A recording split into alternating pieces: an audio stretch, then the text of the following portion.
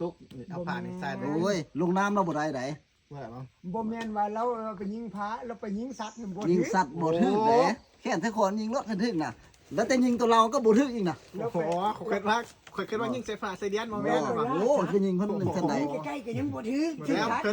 พิ่นหายขาซัดเนาะ นั่นแหละบ่ถึกได้แต่ยิง สร้างนะ สุดยอดเรียนอันนั้นน่ะ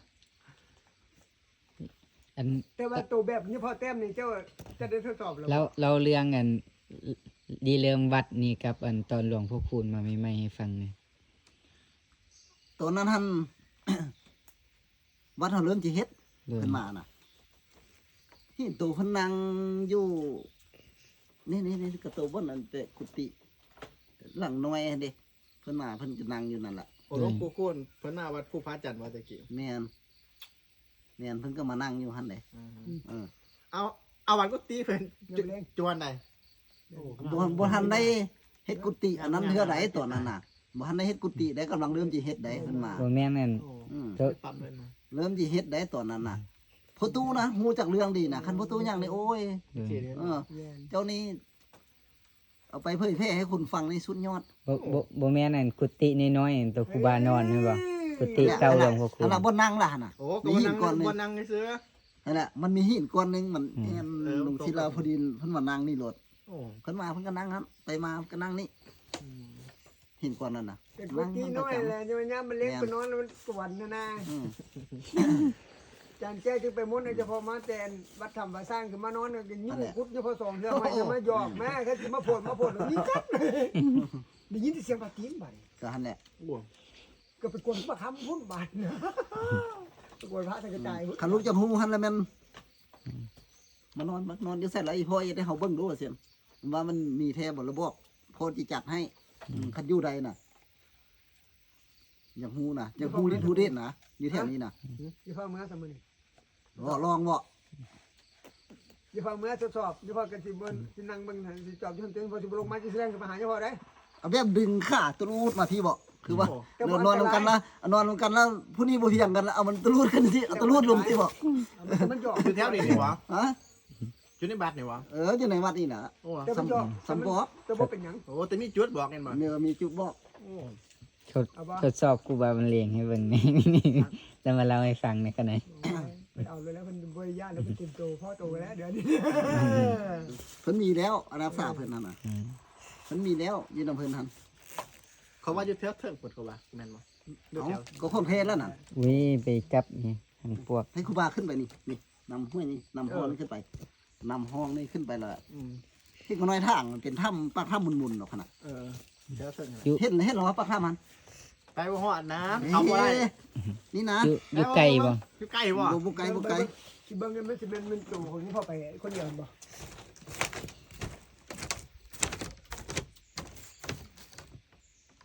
ขึ้นมา โอ้ยมีทำบ่ แค่มาขึ้นมาได้แค่มาเมียนยังพอเมียนรวมบ่ได้เรื่อง เคยไปจักเทื่อนะย่างดอกแต่แถวนี่ขอแต่ฟ้าดิ่งหั่นติ เข้ากันแล้วกันติดโทดีก็เมียนอันนั้นกันเมียนนั่นแหละ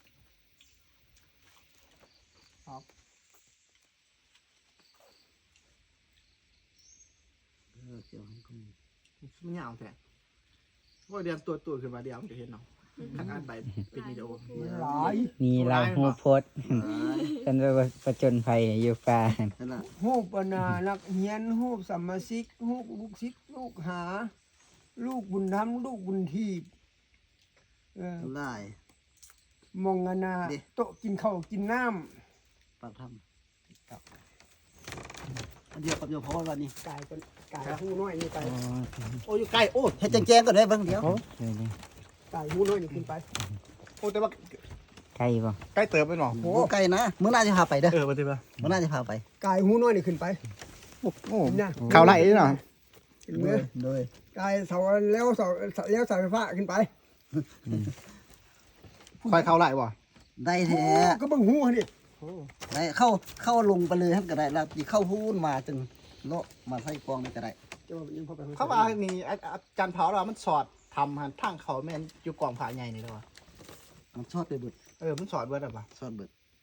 บ่เห็นว่าสมองเขาเฮ็ดทางคนกี่ขึ้นมาลด นั่นแหละ เจาะลงไปแล้วเป็นโพรง นั่นแหละชอดไปเบิด บ่อยู่หน้าพระก็ยังมี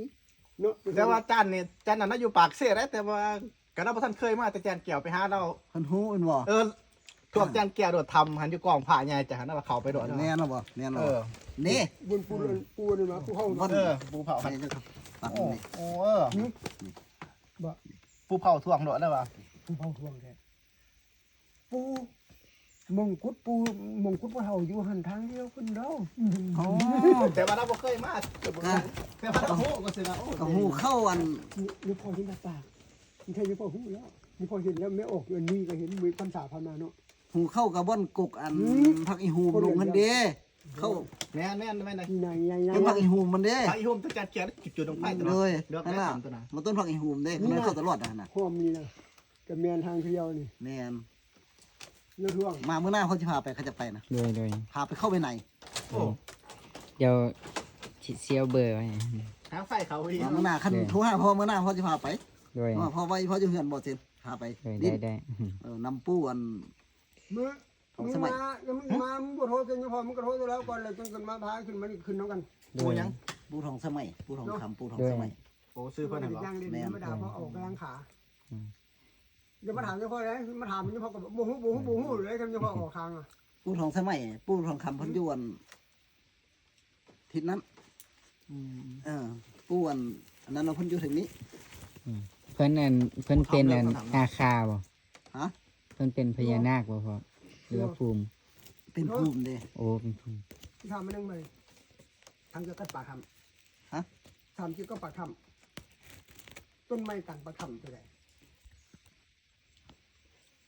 ตะกี้มันมีต้นไม้เป็นภูมิหนึ่งอยู่การบุญธรรม มันภูมิน้ำขี้แฮดอยู่ปากถ้ำตะกี้น่ะ นั่นแหละไปใส่ ขน้อยนี้เอาออก เพราะว่ามันหกแล้วขน้อยนี้ตัดออก เจ้าว่าเจ้าพ่อเป็นยังไง ขน้อยตัดออกมันภูมิน้ำขี้แฮด เจ้าตัดตั้งแต่ข้าวเจ้าพ่อบอลมา แมน เจ้าว่าเป็นเจ้าพ่อเป็นยังไงเจ้าก็ไม่เคยบอกเจ้าพ่อฟัง เนี่ยละ การแก้วก็ไม่เคยไปทำตัวนี้ มันหกอยู่ปากถ้ำนะขน้อยนี้ไป ไม่บอก ตัดออก การแก้วยังไม่ได้ไปเห็น เพื่อนอาจารย์แก้ว แมน วันนี้แหละ ขน้อยเคยเอาซาดเอาอย่างไปปูไว้เอาแต้งขั้นที่เขาเป็นนอนอยู่ไหนได้ นั่นแหละต้นไม้มันไปใส่อันนี้เลยเจ้าหาโอกาสถามเจ้าอยู่ตัวนี้จะถามเจ้าจะโดนละ แมนขน้อยเอาออกแล้ว เจ้าว่าเป็นอย่างนี้พ่อจะหู โอ้บางเทื่อนอย่าพอก็จะหูได้ หูแบบไหน เอา บ่แต่พาดิ่งอันทำบ่มีอันบ่ตุโท ทำหมา ที่ใต้นี่ ทำอยู่ใต้นั้นทำอยู่บนนั้นครู ของ บา พัง ไปละ เหรอ ครูบาไปเห็นหินตัวนั้นเป็นรูปยนต์บ่ อืม เห็นหมา ๆ เอามันคือบ่หักครูบาว่าหินตัวนั้นมันคือว่าออกไปยาวแท้เขาน้อยไปเขาน้อยเลี้ยงกายตลอดเขาน้อยจำมันหัก เขาบ่กล้างานไปกลางบ่อยาก บ่บ่ตีกันมันแล้วนะ มันไปแบบไกลๆพุ่นนะลูก โดย คุณนะมันก้อนบางใหญ่มันบ่หัก โดย เบิ่งถามว่าเอ้าเบิ่งกำไมบ่ พี่น้อง ไม่วะ จะตอบไฟยังพ่อเด้อ นี่ บ่มีไผเว้าให้ยังพ่อฟังแล้วยังพ่อก็บ่เคยฮู้ประวัติ โดย เฮ็ดให้ยังพ่อจังฮู้ว่า อาจารย์แก้วเราบ่เคยไป บ่พุ่มไม้ตัวที่น่าทำไปใส่ เขาน้อยตัดออ นี่แหละ ก จะไม่ได้จังพ่อจังฮู้ ผมน้ำขี้แฮดแล้วมันมีกอซอสปกชี้ลงแล้วเพราะว่ามันคือหกหลายเท่าแห้วออกก่อน ยังพ่อเจ้าว่ามันยังพ่อเป็นจังฮู้ ขน้อยแพ้วไว้หั่นให้อยากให้ครูบาอาจารย์ไปได้ขน้อยแพ้วออกขนาดอยากไปเพิ่นไปอยากให้เพิ่นเห็นโลดนั่นน่ะ บ่แล้วก็พาไปแล้วเขาจังสิจักไป อันนี้บ่มาซอยสนานดอกนี่ถาม ไปตัวนี้ก็เห็นครูบาไปคนเดียวก็เห็น บ่จักทางไป เฮ้ยนำห้องห้วยนี่ขึ้น โอ้ต้องตามห้องไปได้ นำห้องขึ้นไปโลด เห็นไปเห็น นำขึ้นไปนะ มันมีถ้ำอกป้องแป้งตามหนทางนี้ไปขึ้นไป อันว่าจะสิฮอดตัวนี้อันขึ้นไปแถวนี้แน่ ขึ้นไปแล้วมันมี แต่รอดแล้วสายไฟฟ้าสุดเจ้ายังบ่ได้รอด โอ้ ขึ้นไปบนท่านแล้วมันห้วย เลิกให้หน่อทำเลยเนาะจะเข้าไปหา ลึกได้ โอ้ มันได้ลงมันคำว่าเขาจะลงนี่มันได้ใกล้ไม้ลงเป็นชั่วคนไหน มันฮอดกายอันน่ะห้วยน้อยเดียนวัดนี่มันว่าตุโทเนาะ มันคือป้างให้นี่นะบนนั้นน่ะนี่ครูบาก็เบิ่งได้หั่นน่ะ ตุโท อืม กายฮอดแดนก็กายฮอดห้วยน้อยเดียนวัด แม่น อีกซ้ำ โดยเจ้าเพิ่นสิไปเลาะฮอดสิดังจังก็ฮอดเลาะแถวนี้มันบ่ รถแถวนี้ก็บ่เห็นเลยอะ ถามนี่พอเพชรนี่มันหลังนี่พอเทียอยู่บึ้งขึ้น แต่หักมีงูใหญ่หลายได้ โอ้งูอยู่ในถ้ำนี่บ่ จากอยู่ใส่ขี้บุหูมันก็อยู่ในถ้ำมันแหละมีงูใหญ่หลายได้ตัวรุ่นต้นมอกต้นไม้ต้นนี้ต้นใหญ่นี่มีหลาย นี่พอเห็นห้วยแล้ว โอ้ ตอนนี้พอไปเนี่ยห้วยยังเลื่อมๆยังนั่นเลย รุ่นติ่งหน้ามันก็มี ห รถติดน้ำหันรถติดน้ำต้มมัน บ่แม่นคนน้อยบ่ให้ยาฟังอยู่ว่าแค่ว่าห้อยมันซ้ำ รถติดน้ำต้มนั่นนี่ งูน่ะ โอ้ แม่นว่า สปอร์ตแจงทองพอเราจะขืนมาอายุจะเขาทำแล้วว่า10ไปเบิ่งกระบวนขันจังหางแล้วว่ะ อันนี้เพราะว่าเว้าไว้ยาฟังว่าห้อยซ้ำนี่อะไรตัวนี้ซ้ำใดหั่นน่ะ ก็จะเป็นตะกี้แต่ก้อนมาก็จะเป็นหูพญานาคแล้วเท่าปานนี้พุ่นละเส้น ข ที่ นาดเฮาเห็นห้อยงูเลือกคำทาง เส้นเพิ่นสิมาไต่พลานหินในเฮาเบิ่งว่าสิเนาะ แหมตู้ขันจังหางแล้วครับ นั่นน่ะ แค่ เท่าพ ว่า ญานาค ซ้ำ แล้ว ต้องฝ่ามือนี่ซ้ำ เพิ่น ใด ก็ไต่อยู่หินน่ะเดี๋ยวตอนนั้นน่ะเพิ่นมือเพิ่นเฮ็ดเวียกเพิ่นบ่ห้อยมันลูกมาบ่เห็นบ่ บ่ได้มา มา โอ้ให้หูเพิ่นหน่วยนั้นพุ่นให้หูใบน่ะ มันมาทั้งลุม นั่นน่ะเพิ่นไต่หิน คันทางขึ้นเทิงน่ะบ่ได้ขึ้น แล้วก็ไปไต่หน้ารถอยู่ไต่พุ่นรถคันนั้นจอดอยู่ไต่หั่น เออ ห้อยอยู่แวนเลยไต่ โอ้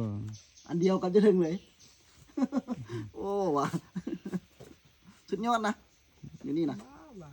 ไปเห็นแล้ว ห มั นู น วางบนหน้าที่พาไป โดย ไปมันก็บ่เห็นต่อบ่เห็นนั่นแล้วเนาะมันแปลนแล้วห้อยตัดนะ แม่น ทางที่โทรคอยมาเอาอ๋ออันพุ่มไม่รัดไปท สุดยอด ช่างนี่ในกระบอกมิกแอนบอกท ทางนี้มา ำอืม บุญ โอ้ต้องจะดุมเหมือนเนาะ ด้วยมีแตะลุมตัวนี้ทำน่ะ ำตัวนั้นเดียวกันสิไปพายลิงกับลุมมันไม่มันลุกมัน เราประกาศตายประหยัด มีแล้วมีถ้ำหนึ่งถ้ำยาอันปูทองคำปูทองคำเยอะนี่ขน้อยตะกี้ขน้อยกับหูดีเนาะ ๆอืม ขน้อยเราไปแล้วขน้อยเข้าไปซอกตัวเจียมาฉันเอาไป พี่โทบริธรรมคำที่ให้ฝากพายลิงลงไปหาน้ำมันไม่ทำเหมือนในผม นี่ละบ่ ลังพระพุทธลูก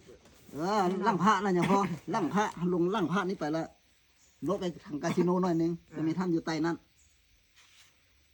อันนี้เนี่ยพ่อกับบอกผมมีไผ่บอกขอคิด โอ้ นี่ได้ขึ้นไปนั่งเพิ่นว่าไปนั่งมองดูมุงอยู่พ่อเบาคนแหละ โดย คนลุกงับโลกไปจัง คันท่าผู้ใดบุญมีเขาลงไปอันด้านนั้นล่ะบ่อนหินตัวใหญ่ๆแบบนี้ไปนะถ้าผู้ใดบุญมีโลไปนี่น่ะอยู่บนสันๆนั้นนะเขาเลี้ยวขึ้นเห็นถ้ำหันว่าบุญมีสุด ถ้าผู้ใดไปเห็น คือว่าบุญสูงทรงแล้วบ่ บุญสูงละ โอ้ พอตูนี่เพิ่นขึ้นไปแล้วโบไอลี่บ่เห็นทำนั่นน่ะ แต่เพิ่นอัดไว้ซื่อๆถ้าผู้ใดบุญมีนั้นไปแล้วเพิ่นยะให้เบิ่งแล้วจะขึ้นไปได้บ่นั่นน่ะ อันเอิ้นว่าตุโกะนี่มันแผ่ ตุกกุ อันมาเอิ้นตุโกะตุโกะพวกนี้เอิ้นตุโกะเป็นนอนที่ทำตุโกะมันแผ่ บุญ ตุโกะนี่ บ่ยินนะ เขาเอิ้นมันมีตุโกะแล้วเป็นนอนกล้าเป็นนอนที่ทำอย่างนี้ อันผู้เราไปยิงปืนดีๆท่านที่บอก อันว่าตุโกะ แม่นเรามานักล่าสัตว์ได้อันนั้นน่ะ โอ้ ผู้น้ำแผ่มีแล้วสาวเขาเนี่ยถามว่า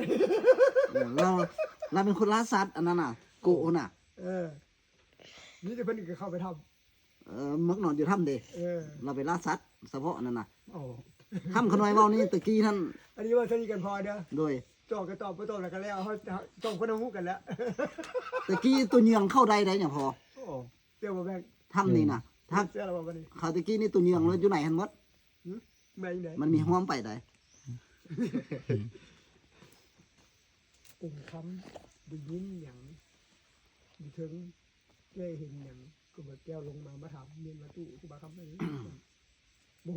เนี่ยก็โยไอ้ขนาดยิ้มใส่ตีคิ้วแบบเดินนะ แล้วอยู่ผ้าลิงนี่ก็มีหวยพระบาทได้ แต่ปากเขาบอกว่าบ่ฮู้นะ ใหญ่บ่พอ หวยพระบาทมีได้แต่พอยังสงสัยบ่อนหนึงพอไปขุดละ โดย บอกว่าแม่นมีคนตีบอก พอไปขุดละเพราะว่า แต่ว่า ท่าน แต่ เพิ่นปิ้นเดืองสิเด้เพิ่นปิ้นไปทางพระบาทของสัตว์นี่แหละ อืม หัวสิมาอะไรวะ มีหวยพระบาท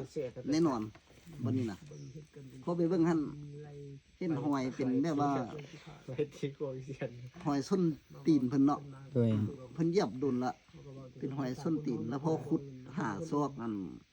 ทางปลายท่านนั้นยังบ่พอตอนนี้น่ะ เขาก็เว้ากันฟังเขาว่างูเถ ก็ขุดหาสิขุดเดินทางปลายตีนนั้นเพราะว่ามันดินท่วมหลายเด้ โดย แต่ที่มันอย่างเอาขึ้นไปก็บ่ฮู้แหละที่ดินอยู่ไหนเนาะแม่นแท้ผ้าอยู่ผ้าเส้นก็บ่มีดินเนาะ โดย อันนี้มันว่ามีดินน้ำมานะเห็นแต่ส้นตีนเพิ่นเหยียบจริงๆนะ โดย แล้วยาวอยู่ได้ก็เจ้าว่าชุดต้นกล้วยพุ่นใด 3ดาว โอ้ หอยส้นนั้นกัน ยาว ยัง ใหญ่ ยังท่วมอยู่นั่นล่ะเพราะยังไปขุดออกหลายเติบละดินนั้นยังบ่เบิด โดย เขาไปขุดมัน ไหลใส่อีเสียนตัว ไหลฟัด พอฟันไปเด้ตอนนั้นพอฟันแล้วโอ้บนลูกเขาไปนั่งพักผ่อนนั่นเด้ว่าซั่น โอ้โหมึงไปตัวกับดิเสียนมึงทำมาเลี้ยงมึงเหี้ยตัวกับมึงห้าม บนลูกเขาไปนั่งพักผ่อนนั่นเด้ว่าซั่นมีต้นไม้อยู่กลางนั่นเด้ว่าซั่นเด้พอเหยียบบนนั้นของผ้าจังซี่เด้เนาะผ้ามันไปจังซี่เนาะเพิ่นเหยียบตัดจังซี่เลยเด้ อืม เพิ่นเหยียบตัดนี่ เหยียบแบบเงียงหน่อยหนึงบ่ แม่น เรื่องมัน แม่นเหยียบตัดเงียงสิหน่อยนึง เสียหาย บนลูกเข้าไปนั่งพักผ่อนนั่นเด้ว่าซั่นหวยพ่อบ้านน่ะลูกก็ไปเบิ่งแล้วแม่ว่าซั่นเด้ เป็นตีเตียง ลูกไปเบิ่งลูกฮู้ดอกที่น่ะก่อนพอสิไปขุดน่ะ โดย มันมีแนวมาบอกพอเด้พอก็มาลุมกับประตูประตู ล่างเองจับเอง เฮาละฟันแบบนั้นแบบนั้นแบบนั้นได้เฮาที่ขึ้นไปเบิ่งเด้อที่น่ะพอเราไปมื้อนั้นไปแล้วไปเบิ่งนี่แต่บ่นี่แหละวะเบิ่งห้อยตีนห้อยส้นนี่แม่นคักละ บัดนี้ ห้อยส้นนี่แม่นคักเลย ไปกินได้แล้วหัว ก่อนพอสิขุดน่ะพอขุดดินมันออกบ่เบิดจักเทื่อน่ะถ้าคือสิน้อยดินเฮาออกบ่เบิดพอขุดน่ะ อืม แล้วมันขาต้นไม้แดกว่ามื้อนี้น่ะ โอ้ มีมื้อใดมื้อหนึงบ่พอจะนำไปอีก อืม เย็นยกกระสายมัน อยู่ไกลบ่ อยู่ผ้าตัวถึงตัวสูง อ่าที่อ่า ๆมันอยู่กลางเลยได้ โอ้ มันสั่นจังซี่เลยได้ เออ มันสั่นจังซี่เลยได้ โอ้เงียงอะ มันสั่น เจิดลง จังซี่เลยได้บ่นั้นน่ะ โอ้ แต่ว่ามันเริ่มมาตรฐานนี้ อืม จะทีหรือบ่ทีมัด1หรือมัด2นั่นนี่ใครให้พร้อมนั่นนี่ โอ้โหอัน พอไปนั่งขุดนี่น่ะก็มันสิบ่แล้วขุดนั่นก่อนพอขี้ยานบ่เพราะว่ามันสั่นนี่ มันที่ โอ้ จับ ไปมันนั่งก็นั่งอยู่ในห้อยมันอยู่เนาะ โดย แต่หักเลี้ยวลงนี่มันเริ่ม มันขอซื้อ เป็นหน้าผ้าบ่ ร้อนปลูกมาที่17 18 เป็นเหี่ยวลงไป นั่งแล้วเฮาทุ่มน้ำลายปั๊บลงนี่น่ะเขากั้นใจไว้ทุ่มน้ำลายปั๊บแล้วกั้นใจไว้สิจนว่าหั่นใจแล้วยังบ่ฮอดดินนั่นน่ะ น้ำลายน่ะความสูงน่ะ อืม สูงไหน เพื่อไปตัวบัวเลยซิกออกไป ต้นไม้นี่3-4เทื่อพุ่นบ่นี่ โอ้ ผมสูงนะ จ จนว่าหั่นใจแล้วจนน้ำลายจะหยุดเป๊ะลงไตพุ่นไหน อืม บ่นั้นความสูงน่ะ จานจะกวดบอกคือเห็นกวดจาน ต้องแม่นแล้ว เพราะว่าพอฝันคักตอนนั้นพอไปเบิ่งนั้นหอยส้นนั้นแม่นล่ะเนี่ยเลยก็แม่น บอกมีสัญญาณอะไร หอยตีนพระบาทนะบนนั้นเด้อลูกเด้อพี่น่ะแล้วพอจะไปขุดบ่ฮู้เขาได้ก็ได้ ซื้อแพงตลาด เขาจะไปขุดอีกอยู่ อืม แล้วก็บ่ทันบอกไผเถื่อก็พันเว้าสู่ไผฟังได้นี่ โอ้ บ่ทันหากเว้าสู่ในฟังซื่อ โดย มาไปคิดเป็นมัน กับไฟฟ้ากันได้ ๆสำนีจนเทนอ่ะ เป็นมันเทงเงินดูดแล้ว โอ้ยบ่เว้าเนาะ โดย คันมีอยู่ฮันเทน่ะให้หอยพระบาทติดฮันเทนี่บ่เว้าเลยไปเบิ่งโอ้แม่นเทเด้สินโทบอกว่าเลยล่ะอืม อืม แตกบึนรถได้เดี๋ยวนี้ คือที่ไทยคนยินจะห้อยประบาทเป็นอย่างนี้ที่ไทยมันพวกทหารเขาออกที่เขาไปเห็น บอกว่าดังหมดเลย มีบุญนำกันหมดเลยคุณอยู่แถวนี้พวกมาวัดนี่มีบุญนำกันหมดเลยที่สร้างที่สร้างที่พัฒนาอยู่นั่น อืม ไปเป็นงานมันก้อนหินจะลงกูไปแปลงจนเป็นงานมันก็จะมีมันเพิ่งงุ้มให้กินไว้ นั่นแหละผ้าลิงนั่นยังเป็นดินบ้านเลย เชื่อ ยังเป็นดินของบ้านได้ผ้าลิงนะ โอ้ก็แม่นบอก โดย โดย เพียงอยู่ทั้งหน้าทั้งนี้เพียง เบิ่งสามเฮกตาร์ปลายท่านยังเป็นดินของบ้านได้สิว่าอ้อมผ้าลิงนั่นน่ะ เอาจัดน้องมา ขึ้นขึ้นดังเบื้องนี้ก็เป็นทางใต้ได้ 3 เฮกตาร์3บ่ได้ ที่ สิ เบื้องนี้เป็นทางใต้ที่เบื้องนี้เป็นทาง บ่ได้มามื้อนั้นน่ะ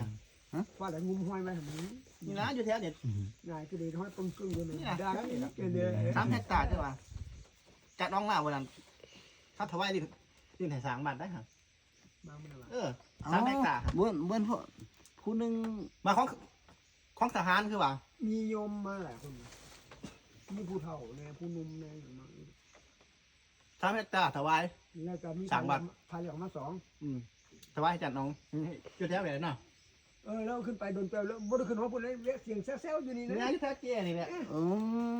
ดินนั้นผู้นั้นซื้อกับอันนั้นท่านที่บอกน่ะ จะบ่จักแต่ว่าของทหาร อยู่ ทั้งบ่เกี่ยวเลยจัง อยู่ สิจั งาก นบงหินแก้มไปนี่นะ บอกคนไม่หันเดี๋ยวพุ่น จะเดี๋ยว ก็แซ่ๆอยู่ทางนี้นะแบบ อยู่แถวเจ้นี่แหละ เสียเจที่ที่บอก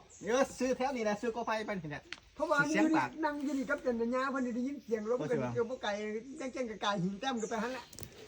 3 เฮกตาร์ ก็แม่นเลยเด้ขันกายหินเต็มไปหันแม่นเลยดิ แต้มไป แม่ แล้ว เหรอ แม่นแล้ว ถวาย3 มัด แม่นแล้วเฮาบ่เป็นดินทหารเด้ ใจดินผู้ใดได้ก็บ่ฮู้ เออ คนได้ยินแต่ว่าจังซั่น มันมีอันผู้หนึงเขามาซื้อ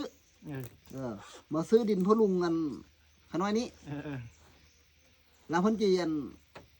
มอบให้วัดเลยติบ่ครับ ลุงหาเพิ่น ม มา องจันอ้องดิ เพิ่นมาแวะเฉพาะอยู่นี่เพิ่นว่าเจ๊อยู่จันเจ๊กำลังสั่นข้าวเอาพวกอันนี้เพิ่น เพิ่นขี่รถกระป๋องน้อยนะมาน่ะ สีขาว สีขาวน่ะ แม่นละ โอ้ยแม่นลักษณะเพิ่นเราหั่นล่ะซื้อน่ะ ถึงแค่จันเจ้าบ่มาบ่ทันเอามาจะใจอย่างเช่นมันยังมันเลี้ยงนี่นางสั่นข้าว ก็ดีเด้ๆน่ะคันถวายแล้วก็ติดซื้อกำนูนอันขน้อยอันเอาให้ โดนภาษีวดีหั่นเนาะ โดย มันก็พอดีกัน พอดีกันให้เดือนติดกัน โอ้ยแถวบ่ซื้อบ่ดีแถวสั่งเจดีเห็นบ่ ก็ซื้อไปกันจังซี่เนาะ ติดกันนะ โอ้ เพราะว่าขั้นแต่ห้วยแบบนี้เลยนะด้านนั้นก็ เออ แม่นรถ เด้เนี่ยขน้อยว่าเขามากายหินแต้มแล้วก็มาแม่งกายหินแต้มอะไรเงี้ย ขายหินแต้มไปหน่อยนึงเลยแม่นนะจังพอ พอดีมันซื้อกันเลยบ่ ซื้อกันเลย เหมาะเนาะ เหมาะ แล้วฉันมาสั่งแล้วก็คือไปสั่งพ่อให้มาจัดอ่องมันบ่ โดย แล้วอยู่ก็มีอีกมันเลย โอ้ก็บ่บ่ได้เด้อเนี่ยพอเราเสียเราจักได้ ตักสนักอีกเนาะ โดย สนักเองเนาะ สนอพักผ่อน แต่ กัน บางทีมอบให้ทั้งวัดทั้งนี้เลยทีขอทิ้งกันอย่างเงี้ย โอ้ดีแล้วดีแล้ว เอาเว้ยคำพูดนี้ของเราก็อีกนึงนะ ทำคำเด้ ก็ปูไปหับให้อยู่พุ่นนี่ปูชวนคำน่ะ ตอนมอบอันขน้อยก็ไปก็ ไปบ่ โดย วันที่กับยาพ่อกับบุ้มยังใจกันเด้ว่ายาพ่อไปเฝ้าจะได้ยังไงเป็นวันเนาะ เนาะขน้อยก็ไปแล้วตอนมอบอยู่ทำคำมันเนาะ แต่ว่ามันมี2สำนักได้หนึ่งหันของกูว่าแกหนึงของจันอ้อง พระอาจารย์อ้องมันอยู่หุ่นอยู่ทำคำพุ่นไหน คำพุ่นหนา ทำคำพุ่นไหนโนนฟ้ากำขั่วมือลูกพี่ไปหันไหนครูบา เคยเห็นแล้วแต่ว่าของกูว่าแกหันอยู่ทางหน้าของเราหันอยู่หลัง อยู่ในผู้กันหน่วยเดียวกันสูงๆ แมนทางเข้าไป มันสองคนจังซี่พอหันจากถวายให้จานอ้องลูกหันจากถวายให้จานแกก็ได้แบ่งครึ่งกันดีตอนเดียวหันถวาย แมน ก็มันเป็นจังซี่หันน่ะ แมนแล้ว เออ แมน จานแกกับไปสร้างวัดจานน้องกับไปสร้างให้เดียวเทศ แม่นละ อืม แล้ว แมนแล้ว ขอพรรษาแล้วเทียมมานอนเลย ทางหน้านี่นั่น ก็อันนี้นั่นกับมานอนโทษฮะเมื่อวานนี้ก็มานอนพูดถามคำที่สร้างวัดนะ นอนติ้นกันที่ว่าเรามานอน ทางเข้าไปนี่เป็นห้องอาจารย์แกะแมนละ ตื่นเช้าแล้วเป็นเมือง ทางหลังไปทางน้องอาจารย์อ้อง เนี่ย แมน สองเจ้าภาพคนเดียวนะแต่ว่าถวายสององค์ขึ้นมาอยู่ ตื่นเช้าแล้วเป็นเมือง มือมอบดินตอนนั้นโอ้คุณบอกก็หลายจนแม่นเบิดทีมนั้นกินข้าวสามัคคีกันนอน เขา ธร ก็ รม บ่ถ ดาว ายให้ย่ามมะเร็งว่ะตอนนี้สบายให้ย่ามมะเร็งตอนนี้ถวายไว้ให้ทิศมะเร็งไม่ใช่ สองเป็นสองใช่ไหม บ่เชื่อบวชกันอยู่ตอนนี้บ่ซิกไว้มันอยู่ตอนนี้ ว้าที่ปันนั่นหรอ เอ้าเป็นสารวัตรวัดเด้สมัยซิกไป ตอนนั้นเพิ่นโบเนาะบ่ว่าที่บอก เนาะบ่เลยทั้งใต้เอิ้นถึงได้วันวัด โดยแม่นแล้ว ทั้งสารคามมาหักไปหาปักลายเอิ้นสารวัตรอยู่บ่ครับนี่พอไปสร้างที่คุณมุงภาพมันประเด็นเปลี่ยนสาคำมาสารวัตรมันบ่ได้เข้าวัดมันลาวัดออกไป ที่วัด ลาเบิดเช่นวะ สิริวัดบ่ควรวัดบ่จังซี่มันว่าเนาะมันที่แท้ก็เช่นเนาะแค่ว่าสารวัตรมันลาออกไปได้บ่มันบ่เข้ามาจังเทื่อก็ได้เนาะอันนี้ลืมเด้อไอ้ที่จะมาถามบ่ต้องสอคืน มีขอแม่ไว้เลยทีนี้อันนี้อย่าบอกคุณตรงมาบุญใช่บอก ยังพอจะได้แค่เสื้อจะได้แค่อยากได้เป็นเล่มเดียว ว่าคือจะได้ เล่มเดียวก็ได้ ยังว่าจะได้เป็นเล่มเดียวว่าคือจะได้เป็นอัน ครูหนึ่ง แค่แบบอัน เขี้ยวอันนี้แย่นี่มันเลย มีเล่มเดียว เอาธรรมดามีสี่เล่ม อ๋อกันน้อยกันยังว่า ปล่อยน้ำเนาะ มือคู่อ่ะหั่นน่ะกันน้อยเราบ่ได้อยู่ สัญญาพ่อขอจะเป็นอันเจอคิมเล่มเดียวตัวนี้ นั่นน่ะกันน้อยเราบ่ได้อยู่ มันหายไปใส่อันซุมนี้อัน3อันนี่น่ะกันน้อยได้อันเดียวนี่น่ะ จะมาแต่ห้ายาบ่ โดย ครับผม บ้านนี้แค่กกมันยาวไปเลย บ่ยาวได้แค่กกมันบ่ยาวได้มันเป็นคือ มันเป็นช่วงเล่มติดกันจังซี่ได้แค่กกน่ะ ขอซะบ่ได้บ่ตัวเล่มเดียวนึง คันยังพอจะได้ก็บ่ยากด บ่ อก ก็สิมีน้ำใจเล็กน้อยอยู่ ได้นะอันจังซั่นนะ บ่เรื่องแบบบ่มีผมนี่มันก็บ่มีได้ มัน เยอะ มันบ่ใหญ่ได้เนี่ยพอมันบ่ใหญ่ได้ น้อยกัน บ่ใหญ่ได้มันจะมา พูดเขียวเสือ นั่น โค เบิ ง ดนั่นเบิดโอ้ย เขียว มัน เสือโค สิ ง จาง ไงนะ แม่น มัน จะ เศร้า ทำไง เอามาหน่อยมันเย็นเอาวะ เขียวเสือโคงคนได้ยัง จังไดก็ได้จังไดก็ได้ดอกมันสิเป็นใหญ่ ได้เขียว แต่ขน้อยมีอะไรโลดน่ะยันแต่ขน้อยบ่มี แย่เย็ คันขน้อยบ่มีว่าวันบ่มีนี่ขน้อยก็ยอมคือกัน เย็ เด้ นพระอันนั้นเอามาให้พอเบิ่งพอสิซื้อให้เอาไว้ โอ้อีกงานคนมีร้ายเลยคนโศกมาปกอยู่เดี๋ยวตัวรับปี ก็ฮู้อยู่ดอกอีงานแต่ว่าเนี่ยขน้อยบ่ทวงเราแต่ว่าเอาแต่เราจะทานหลวงปู่คุณนี่น้ำเฉพาะนี่มีแต่หันมันบ่แม่นแบบเซาห่างเฉพาะบอกเจ้านี้ แม่นว่า ใช่ๆเอาเบิ่งๆของดีถ่ายหูไปครับ เจ้าจะว่าเจ้าเคารพหลวงปู่คุณโถนี่ แต่ว่า